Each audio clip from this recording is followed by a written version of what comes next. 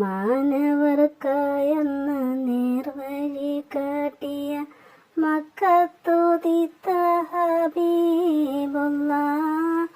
മംഗൾക്കുത്തമിയാമിന ബീവി വെറ്റ മുഹമ്മദ് സല്ലല്ലാഹ്.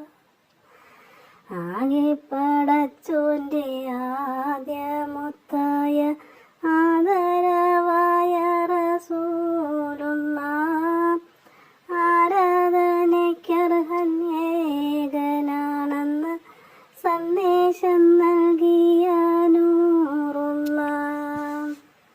ഒരു നാൾ നബിയും അബൂബക്കർ സിദ്ദീഖും ഒരുമിച്ചവർ സ്വർഗുഹയിൽ പ്രവേശിച്ച് സിദ്ദീഖുൽ അക്ബറിൻ മടിയിൽ തല വച്ച് അന്ത്യപ്രവാചകർ നിത്യയെ പ്രാപിച്ച് ചന്ദ്രവദനം കണ്ട് സിദ്ദീഖൊരു പുഞ്ചിരി തൂകുന്നുണ്ട്.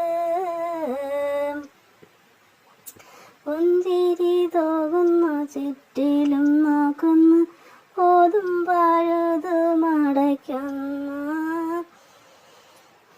പഴുതുന്നടയ്ക്കുവാൻ ശീലത്തുണ്ടില്ല, പാദവിരൽ കൊണ്ട